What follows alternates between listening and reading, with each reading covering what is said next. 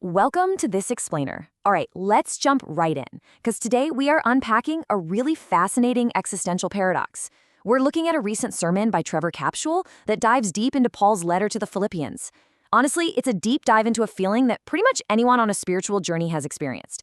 But, we rarely know how to actually articulate it. We're talking about the mystery of the messy middle. So the crucial point we start with is a question that hits so many believers right after a major spiritual high. Think about it. You go to a retreat, maybe a missions trip, or you just have this profound moment of closeness to God. And then you're just back to normal life. The sermon asks a question so many of us face. If heaven is the ultimate goal and my ticket is already punched, why does God leave me in this broken world? Or on the flip side, maybe you feel like you just keep failing and you're thinking, God, just take me home. Why are we left hanging around? Well, it's kind of like a giant puzzle. We easily understand the starting line, right? The moment of salvation. And we definitely understand the finish line, eternity in heaven. But it's this massive gap in between, the messy middle of earthly life, that causes so much frustration. We know exactly where we're going, but the transit process, that part is confusing. Section 1. The gap between two worlds.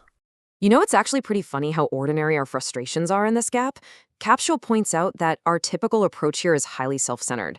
Basically, we make our grand life plans, and then we treat God like a rubber stamp. We just expect him to sign off on our itinerary. And when things go wrong, we complain about the most daily annoyances. We get all worked up over crowded Saturday grocery store traffic, because we couldn't go on Friday. We stew over unresolved workplace friction, unanswered prayers, or even, as the source amusingly points out, a spouse leaving clothes on the dining room table. We view our circumstances entirely through the lens of our own convenience. So, to truly grasp our purpose, this explainer highlights that we need a radical reframe.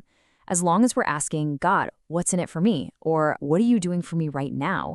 We are missing the point entirely. We have to shift gears. We need to stop focusing on our immediate interests and start asking, God, why do you have me here? What is your actual purpose for me in this exact, imperfect moment?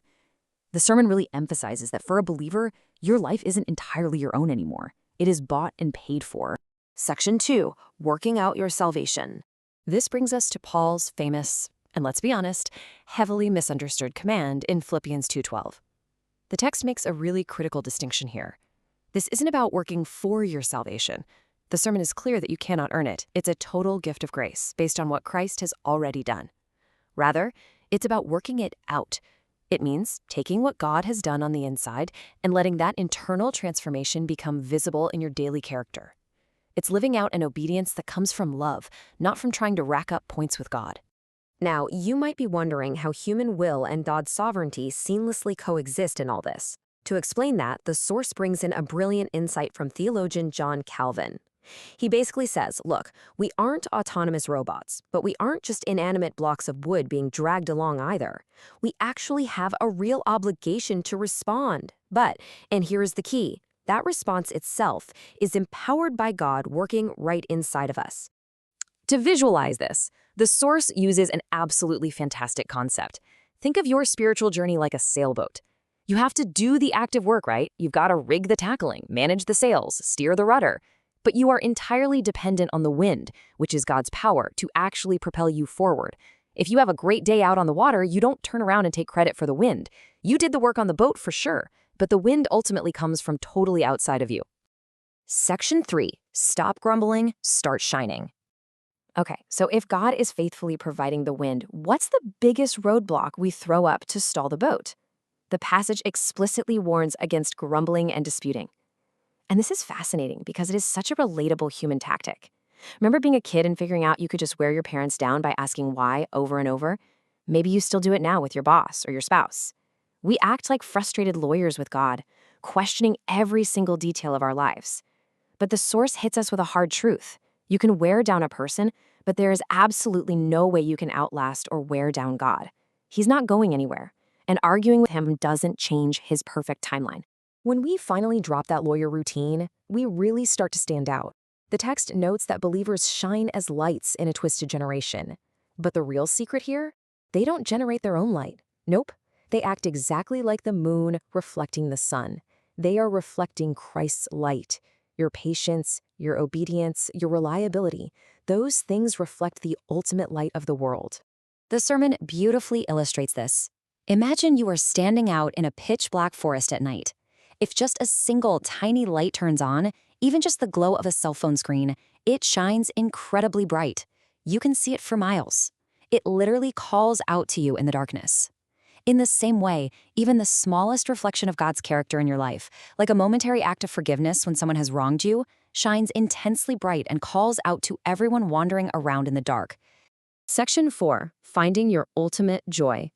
But even with this noble, beautiful purpose of reflecting light, human nature is just stubbornly consistent. We inevitably circle back to this one lingering question. Deep down, even when we know we're supposed to reflect light, we're still thinking, okay, but why aren't I getting the perfect marriage? Where's the immediate financial blessing? Why is my life full of so much friction right now? We still just want the easy road. Well, the crucial point here is this. A life without friction produces a life without character. Think about that classic movie trope as the spoiled trust fund kid who's been handed everything on a silver platter. What do they always lack? Character. If God instantly zapped believers to heaven the moment they believed, or if he acted like an overindulgent parent and removed all our obstacles, the sermon argues we would never ever develop the deep spiritual maturity that God actually takes pleasure in building. So Kupshal concludes that our ultimate reward on earth isn't circumstantial perfection. It's not about getting everything we want the second we want it. It's about finding profound, lasting joy right in the middle of the mess. Paul found his joy in being poured out like a drink offering for others. For us today, the sermon suggests that means finding joy in seeing God's transformative work in ourselves and in the community standing alongside us. It's literally watching a struggling friend persevere, witnessing new faith take root in someone, and experiencing genuine humility. That is what makes this messy middle actually worth it. As we wrap up this explainer on the messy middle of life, I want to leave you with a final, provocative thought to challenge your own daily routine. When people look at you, when your light turns on in the dark spaces of your workplace, your home, or even that crowded grocery store, who do they see? Whose character are you really reflecting? Think about it and let that guide your sales this week. Thanks for joining me on this explainer, and I'll catch you on the next one.